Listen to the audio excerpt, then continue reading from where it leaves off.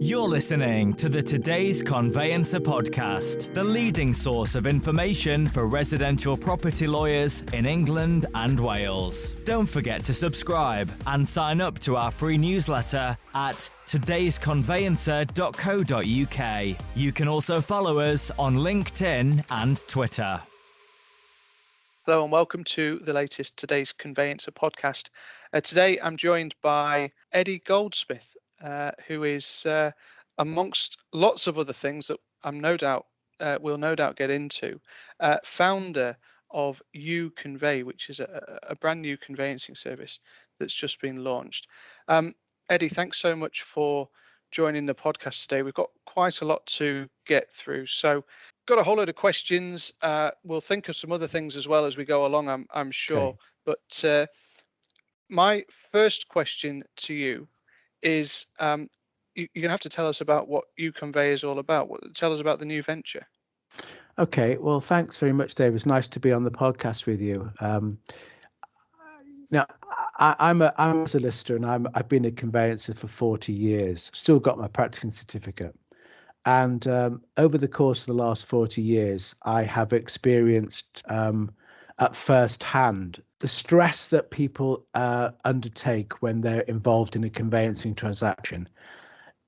It's very rare to speak to anybody and about their conveyancing experience for them to come back and say it was wonderful. They generally say it was very stressful. They'll never do it again, bit like childbirth. I think that, with the years, and people move generally every 7 to 10 to 15 years now, people forget about the experience that they had. And so having been in the industry for so long, I felt that I could see if I could improve it for the customer. And so I looked at a concept of helping the customer. That's why YouConvey has been launched. It is to try and improve the customer's experience by working with the customer and with their conveyancer. It sounds like almost a no-brainer, Eddie. I think before we started to record, we were sort of talking about the fact that, perhaps conveyancers are doing some of this already, but it's simply not the case, is it? The whole concept here is that YouConvey is going to take the homeowner by the hand and actually take them through their home move and make them a more active part of their home move. Yeah, absolutely, David. I mean, the reality is that, and I know this from my own experience, every conveyancer will have 100 files on their desk. 50, 60, 70, 80, 100. There's always urgent cases to deal with. And quite frankly, the problem with the legal industry, the conveyancing industry, is we don't charge enough for the work that we do. That's an historical issue with lawyers competing against each other. But the reality is they don't charge enough. And so they don't genuinely have the time to be able to devote enough care and attention to each individual customer. So what I'm trying to do is not take their work off them, but effectively take some of the admin side off them so that they can get on with the legal work. And the admin side I will deal with the customer. So for example, on a sale, I will give access to the customer to all the property TA protocol forms. They'll be able to complete those online. They can do that with a number of different offerings at the moment. That's not unique, but they'll be able to directly complete these forms at their own pace. And so they will be able to then provide their conveyancing solicitor on the sale with a fully completed TA pack with all the different forms, which the customers then can actually give to the solicitor, and the solicitor can say that's great and produce the draft contract. It's all about taking some of the admin side off the solicitor and leaving them to do their job that they trained for. So at what point do you anticipate kind of YouConvey being engaged in the process? Is this while the home buyer is still with the estate agent? Is it the point at which they're instructing a solicitor? Where do you sort of sit? Yeah, I mean, we're piloting it at the moment, and we've got a number of different estate agents who are happy to send me through a recommendation. I will speak to that prospective client. They may be selling, they may be buying. I'll talk to them. I'll go through their circumstances. Is it freehold? Is it leasehold, etc.? And then I will talk to them about the services that YouConvey will be offering them. I'll send them a quote.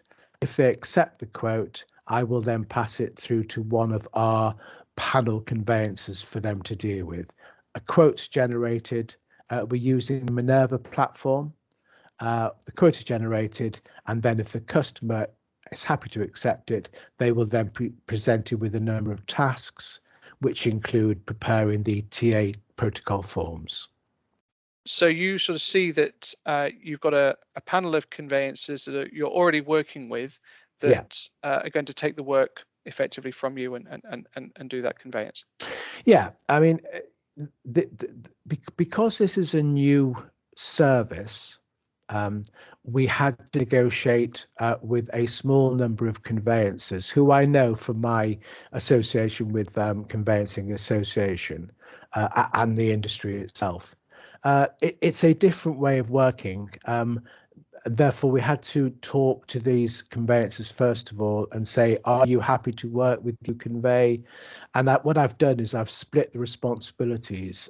So I've actually mapped out the responsibilities that the conveyancer does, the responsibility that YouConvey does. But because it is a new service, a new system, I needed to have an arrangement with those firms so that they understood how we were going to work. To me, the mapping out of those processes seems absolutely critical, because at the moment, all that happens is the conveyancer gets landed with everything, Eddie. And instead, what you're saying is you're going to take away a lot of that admin and actually leave them to simply do the conveyance. Yeah, that's the whole point of it. I'm not looking to replace conveyancers. I'm not looking to knock them down in terms of their fees. What I've done with my conveyancers is say to them, what is your scale rate? Give me your scale fees, whatever they are. I will then effectively adopt those scale fees. So they're doing the work for the same amount of money that they would normally charge. I appreciate we're in a pilot scheme at the moment. So once the first few cases are through, I will have a continuing dialogue with those conveyancers to say, how's it working for you? Is it better for you? Is it saving you time? Is it worse for you because we're now involved as well as the estate agent? And let's see how we can change that. It's all a question of a strategic partnership. It's got to work for everybody. It's got to work for the customer, got to work for the conveyancer, and obviously got to work for YouConvey as well. So it is very much a strategic partnership, which is why I'm going to work with a small group of conveyancers to start with. And once we've established the profile and once the work is coming through, I can then look at capacity, service levels, and start to look to expand the panel. You mentioned fees there, Eddie, which comes up on this podcast reasonably regularly as well. Yeah. Do you anticipate then that there'll be some sort of referral fee from the estate agent to YouConvey? Because that's a thorny issue, isn't it? Well, residential fees are a commercial reality. We've been discussing this since 2004, I think, when referral fees came in. It's a commercial reality. What's interesting, David, is that of the estate agents that are willing to trial this, some of them don't charge a referral fee at all. Others charge £100 to £200. What actually has been enlightening for me is that these estate agents are absolutely transparent in disclosing the referral fee which they're going to charge. I was actually quite surprised because my practice comes back over the 40 years when estate agents were not as transparent. Neither were mortgage brokers, who I dealt with in a large degree. And there was resistance from introducers in those days for the fee to be disclosed. I think they thought that they would lose their business if the customer thought they were charging for it. But my attitude has always been, and still is, they serve a very useful purpose. Any introducer that introduces a case, they generally work with the conveyancer to get that case to completion. It may be chasing the client, it may be asking the client for some information, but I see that as an administrative fee for recompensing them for the work that they do. Now, it's entirely a matter for the introducer whether they charge a referral fee or not. What's important is that it's disclosed. And not only do these estate agents disclose it themselves, but when I generate the quote for YouConvey, it is clearly set out that the introducer in that particular instance is charging a referral fee. The other thing I should mention, of course, is whether an introducer for an estate agent in particular charges £100 or £200, it is peanuts compared to the fee that they charge for selling the property if they're charging a percentage. The reality is that they want a good service. The £100 or £200 is, quite honestly, neither there or anywhere. It's the service from the conveyancers that they're really looking for. My sort of view on the referral stuff is that the agents that want regulation, for example, and typically, those are the sorts of agents that do charge referral fees as well.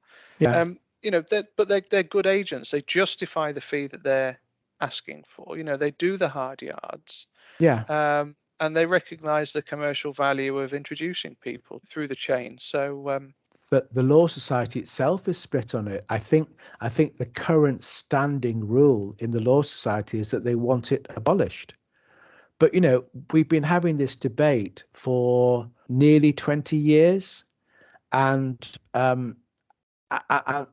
interestingly enough, David, the Legal Services Board, when they did their review of referral fees some years ago, they found that the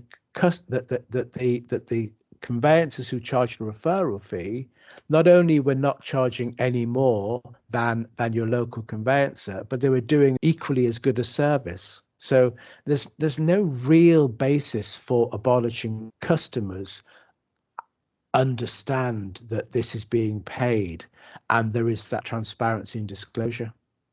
Really interestingly, from the point of view of the new venture, Eddie, the government's levelling up white paper, I was going to call it DLUC white paper, the government's levelling up white paper, talks very directly about upfront information and establishing some of that information that you said at the start, potentially tenure, if it is a leasehold, what length of lease is left. That feels like a step in the right direction, not just for YouConvey, but for the conveyancing sector. Yeah, I'm not sure there's any strong argument anymore for not disclosing upfront information.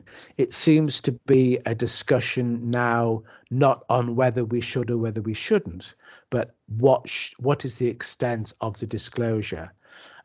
I don't think anybody's going to argue that you're better to provide a potential customer with the material information up front. I mean, we've had the consumer protection regulations for many years now, and that's what it says.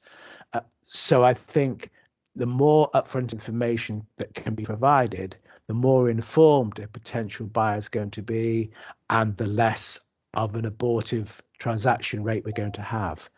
I think the question is, who's going to provide that? To what extent should it be provided? How wide should it be? And if there's any costs involved, who's going to meet those costs? You've taken the words right out of my mouth. Whose responsibility is it, Eddie? Is it the estate agents? Is it the solicitors? Is it a private enterprise like yourself? Well, if you go around the market, and I've spoken to lots of introducers of work as a result of putting this project together, there are some estate agents who are providing this information up front. They offer the customer access to the TA transaction forms to complete. They will offer the customer electronic identity more than the cursory identification that other estate agents are offering at the moment. So they will offer all this information up front. There's no reason why they shouldn't, because it's not really a legal task to do. Anybody can get an account with Land Registry and get office copy entries, title copy documentation. So I think it's difficult to try and argue that it should be the reserve of regulated conveyancers. I think what we have to do as an industry is to say we are best placed to offer this upfront information because we are conveyancers. We are best placed to be involved from the start because we can help you in your journey. We need to put ourselves in the ring and fight to be able to offer this upfront information. I think a lot of conveyancers would accept a lot of what you're saying, Eddie, but go back to the point that we were saying before. Everything seems to land at the conveyancer's door here. This is almost something else for them to sort of feel as though that they're responsible for. Well, they don't have to do it, David. I mean, there's lots of conveyancers out there that are in a very happy position. They're at High Street. They get their instructions from their local estate agent or their local mortgage broker. They see the clients. They provide a very good service, and they just do conveyancing in the way that they've always done it. I have no problem with that. That's their model, and that's the way they deal with it. What I'm trying to do is look at how conveyancing is going to be transformed in the future. We've got digital property logbooks. Again, I don't see there's a strong argument against property logbooks. I see there's an argument as to who should provide them, who should be the custodians of it, what should they include. But the principle, the concept of a blockchain locked file of a property which contains all that information, which is not going to change, seems to be eminently sensible. And one of the exciting things about YouConvey is because we don't have any legacy baggage, because we haven't been doing this for years and years, we're able to talk to suppliers of property logbooks and say to them, this is something which we think will interest and attract our customers for the future. Let's have a proper discussion about it. Anything which is in the market at the moment, which is going to smooth the way or help customers, I'm up for having a conversation about it. I've got one final question, Eddie, because we're sort of heading towards time. Okay. You said that you've spent 40 years in this industry. You've earned your stripes. You were the founder of the Conveyancing Association. You've left a very, very successful practice in Liverpool. Yeah. Why now? Why now? I feel as if I've got something to give to the industry still. I retired from my practice for all the right reasons, but I didn't retire from the industry. I was chair of the Conveyancing Association for 12 years. During my chairmanship, we relaunched it. We took on new members. We created and added to the credibility that it has in the marketplace. I'm still on the executive board as a special advisor or senior advisor, depending on how you like to say it. I'm still fascinated in conveyancing, and I still think that I've got something to give to the industry. And I genuinely feel that YouConvey is going to bring another dimension to the industry and to help customers. And if I'm able to leave that as a legacy before I finally hang up my boots, my conveyancing boots, then I'll be very pleased about that, David. And if I make a little bit of money on the way, then I'm not going to refuse that either. The conveyancing industry is all the better for having you in it. Thank you. It's fair to say. Thank you. That's time.